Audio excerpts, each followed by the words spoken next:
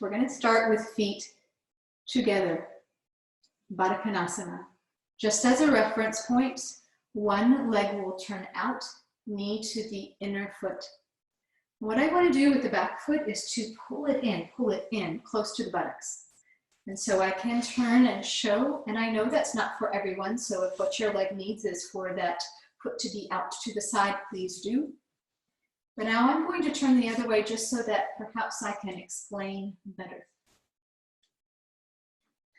We are turning away from the feet, walking away from the body, turning that little bit more.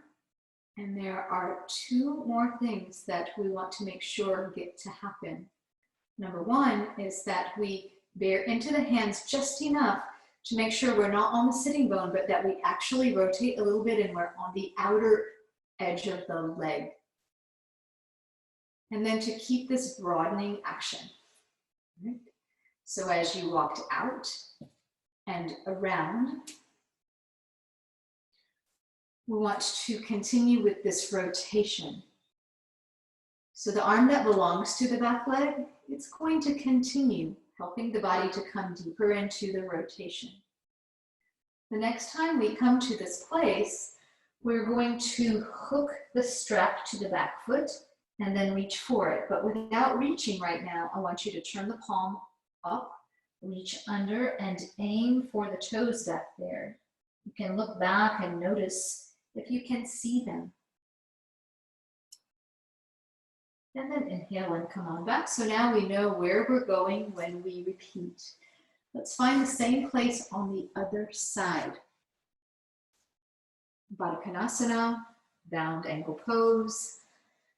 Turning the back foot out into that hero position. Foot against the inner knee. Turning away from the feet. Walking away from the body.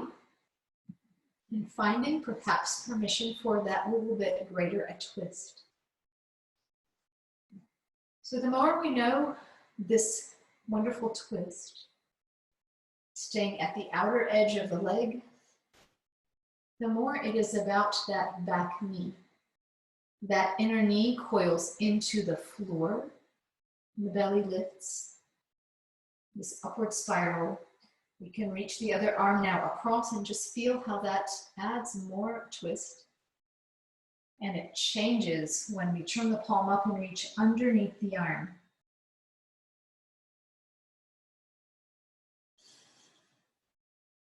Neck is neutral. It is always a surprise to come into this twist and repeat and find more twist available. So now, as we switch legs, a loop is not necessary. I am simply going to hook the foot and take the tail of the strap behind.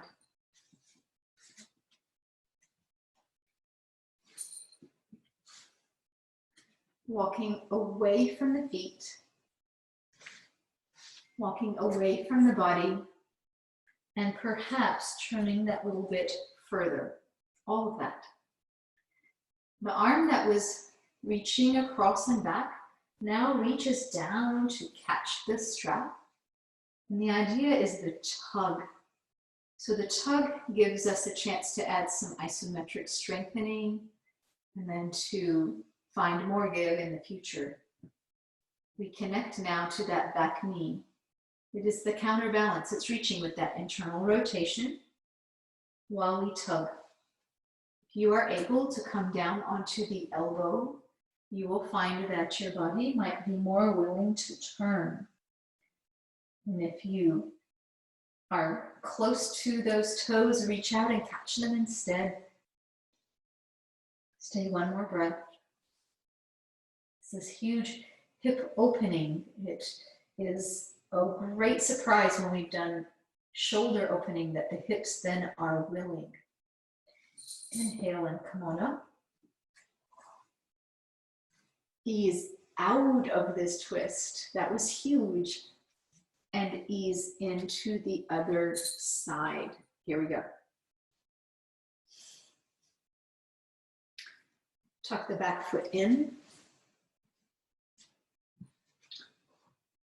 Hook the foot with the strap.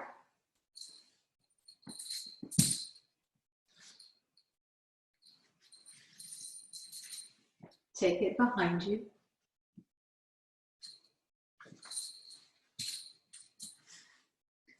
As you turn away, lift.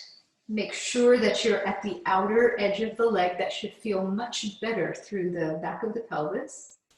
And keep exploring, walking away and walking around. I'd like to think that everybody is that little bit further into this twist and with ease at that. Catch hold the strap. Begin this light tug. Look down and back. Notice how close you are to your toes. If you tried it on the other side, consider coming down to the forearm and continuing with rotation. No overdoing. Despite the fact that this is work, this is an active twist, we are not forcing anything.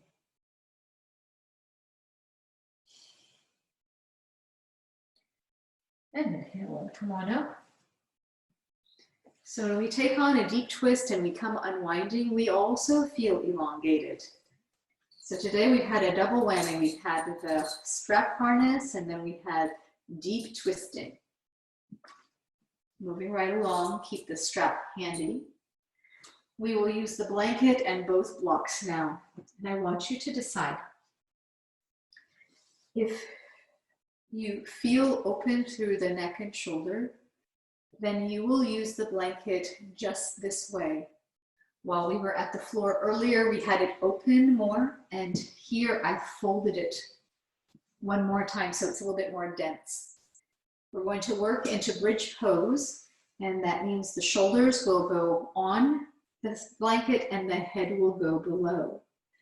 If you tend to feel that your neck and shoulders are still tight or they're needing a little bit more of a kinder angle, then if you will, keep that open blanket and your shoulders are on and your head at the same level. As you come down,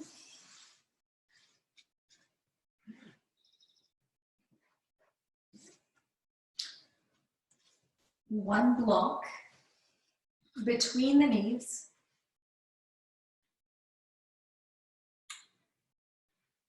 and the other block underneath the pelvis.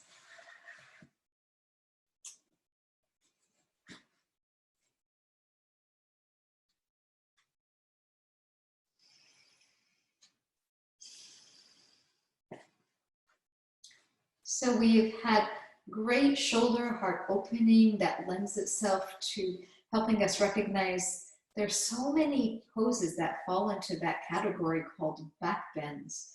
So we're going to work on our back bend in a very kind way. Take the arms above and just reach. Bend in the elbows so the palms face up, and come park your hands at the floor beside you. And we're not going anywhere, we're just going to apply the effort. Your feet are underneath your knees, hip width apart. And you are not going to lift the pelvis, but you're going to charge the body. Bear down into your feet and into your hands. And notice that it is a fair amount of work to just initiate a back bend and then slowly let up on it. We'll try that again. Bear into the hands. Think about what happened at the beginning of the hour when we said the heels of the hands and the base of the knuckles and the tips of the fingers all push in to the surface And there are more muscle fibers that come into play and share the load, even here. Charge the legs, push the feet down and away against the sticky mat. There's no movement, just effort applied, and then come release. That's a lot. If you are inclined to do more, you are welcome to come up into your back bend any amount. But here, keeping just that initiating action is a tall order by itself, and you can stick just to that.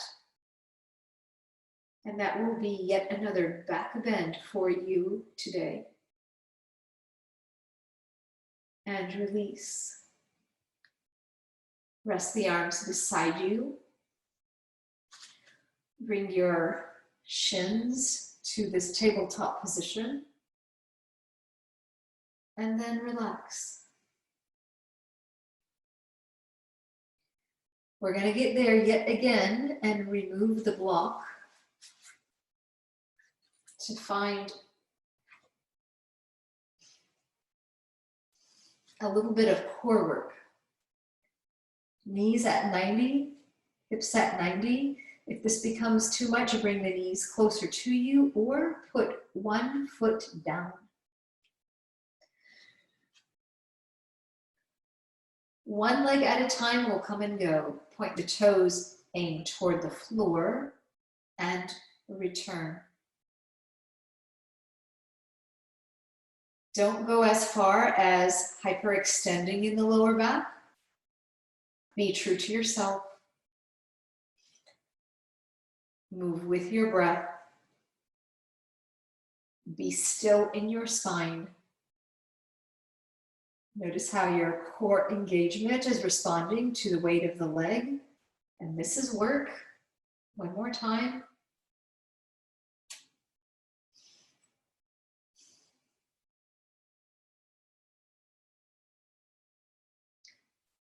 One leg at a time, come to the floor. We're going to come off the block this way. Apply the effort to lift the pelvis, but barely lift the pelvis. And then set the pelvis back down onto the block. Let's do that again. Push into your feet. Fool the audience. Let the feet push down and forward. Keep a long neck. Root the inner edges of the feet ever so lightly, and then set yourself down. We'll try that one more time. Exhale to get there. Remove the block.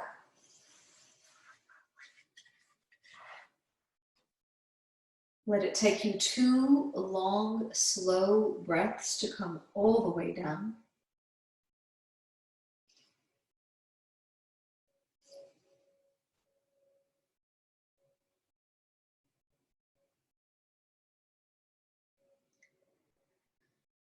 Take the arms wide.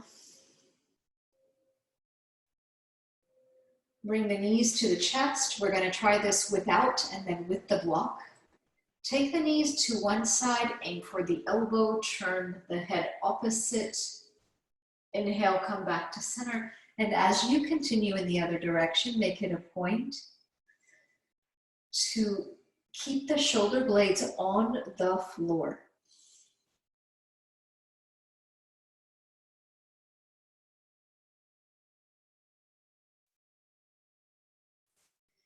If your head is below the blanket, this time slide down.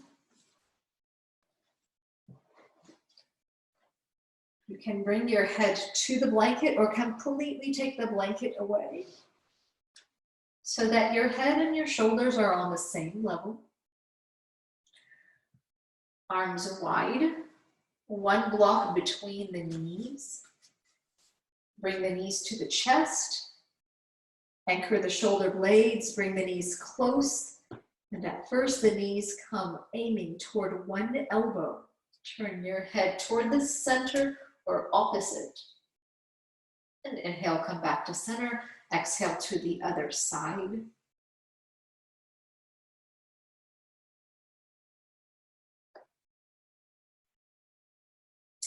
And again, back to center. Plant your feet, remove the block.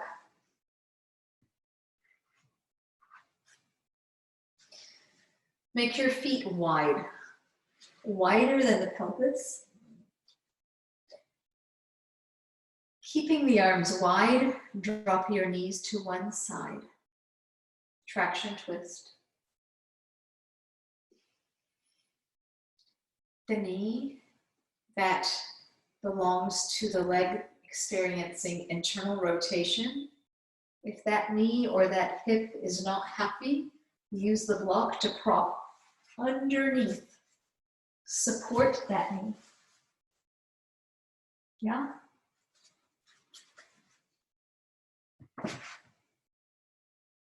Come back to center and switch.